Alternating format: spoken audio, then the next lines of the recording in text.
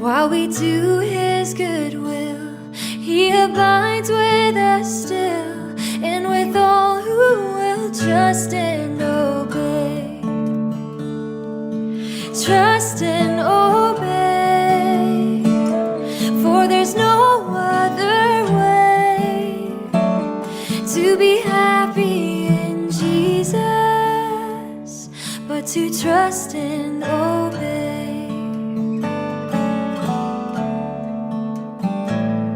But we never can prove the delights of His love until all on the altar we lay. For the favor He shows, for the joy He bestows, are for them who will trust and obey. Trust and obey, for there's no other way to be happy in Jesus but to trust and obey.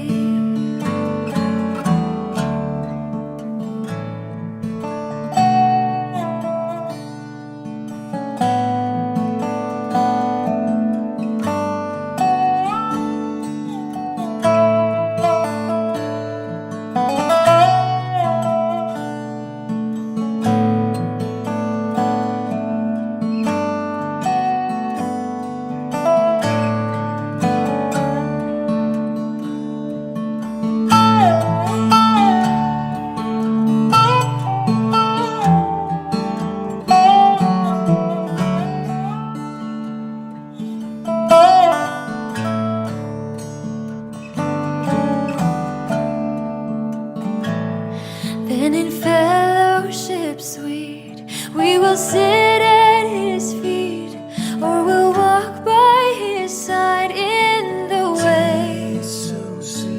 And what He says we will do, where He sends we will go. Never fear, only trust and obey. Trust and obey, for there's no other way to be happy in Jesus but to trust and obey. For there's no other way to be happy in Jesus but to trust and obey.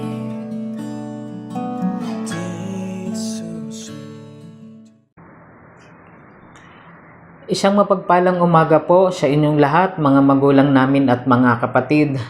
Welcome po kayo dito sa St. Paul United Methodist Church Online Prayer Covenant.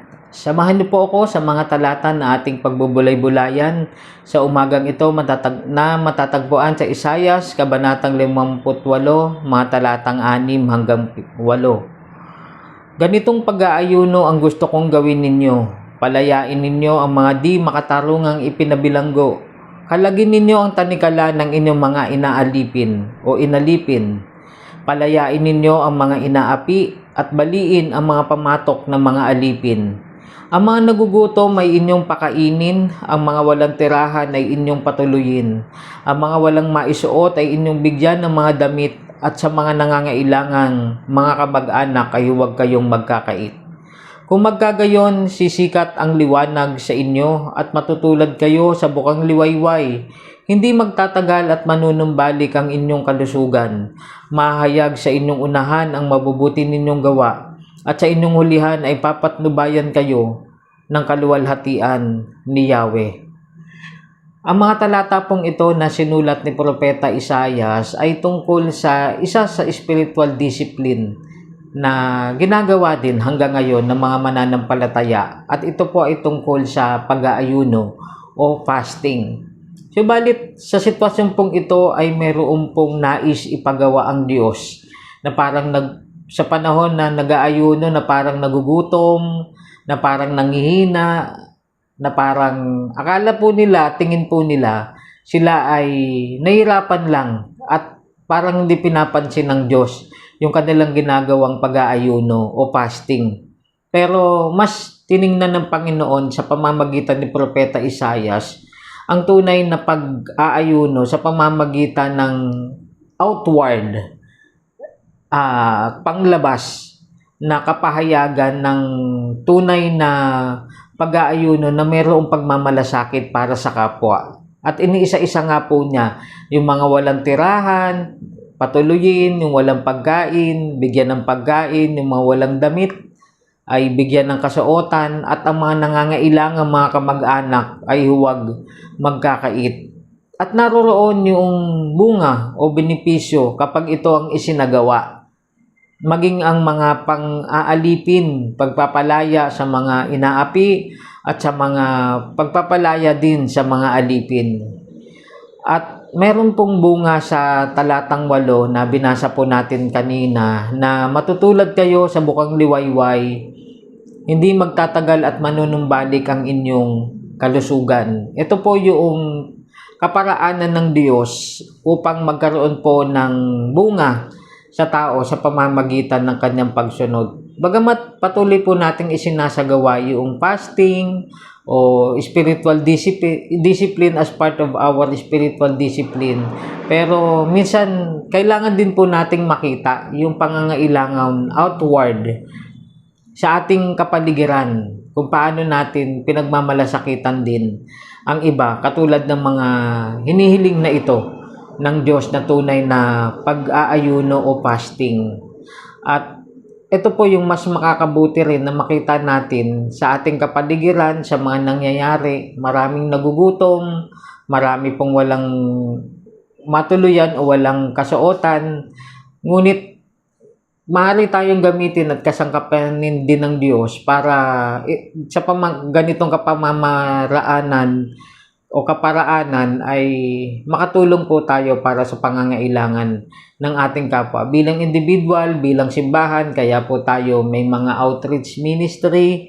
Paraan din po ito sa loob ng ating simbahan sa pagkalap ng tulong doon po sa mga kapwa po natin na mga nangangailangan. Kaya tayo gamitin ng Panginoon, at ito yung kapahayagan ng tunay na pag-aayuno o fasting, na hindi lamang sa physical natin ito ginagawa, o marami po kasing kaparaanan ng pag-aayuno, pero kailangan din maipakita ito sa outward o mga nasa kapaligiran po natin, na makita din natin yung mga nangangailangan.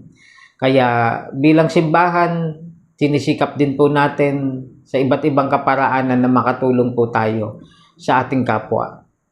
Sa pangalan ng Ama, ng Anak, ng Banal na Espiritu. Amen. Tayo po ay manalangin. Panginoon naming Diyos, na minsan pa ay nagpapaalala sa amin na hindi lamang po kami nasa loob ng simbahan, hindi lamang para sa aming personal ang aming paglago, ang aming pananampalataya sa mga spiritual discipline na itinuturo mo, Panginoon, katulad ng fasting o God o pag-aayuno. Hindi lamang ito nagtatapos sa nagagawa namin, kundi tinuturuan mo rin kami, Panginoon, na makita din namin yung pangangailangan ng iba. At ito po yung kalooban po ninyo. Maaaring may mga kapwa po kami sa araw na ito na nangangailangan po ng aming atensyon, ng aming pandinig sa kanilang mga hinaing, sa kanilang mga karaingan. Maaaring merong kaming maiaabot, maitutulong para sa kanila sa araw na ito, Panginoon, na inilalagay mo sa puso namin. Sa maliit o malaking mga kaparaanan, Ikaw pa rin, O Diyos, ang siyang patuloy na magbubuhos ng pagpapala para sa kapwa namin. Panginoon, dalangin po namin ang kabuuan ng aming bayan, ng aming bansa, ang aming mga kababayan na patuloy na dumaranas ng kahirapan, kagutuman. Panginoon, tinataat dinadalangin po namin ang mga makakatulong po sa kanila sa pamamagitan po ng simbahan, ng mga nasa otoridad po namin, nasa gobyerno po namin, na makatulong po sa mga kababayan namin. Salamat, Panginoon, sa pagpapala mo upang kami rin ay maging daluyan ng pagpapala para sa aming kapwa. Binabalik namin sa inyo, Panginoon, ang pinakamataas na papuri, pagsamba at pagpapasalamat sa mga buhay na ito, Panginoon, na gagamitin ninyo para mahayag ka, makilala ka, na kayo po ay mabuting Diyos sa lahat ng panahon ng buhay ng mga nangangailangan. Sa pangalan ni Jesus, Amen.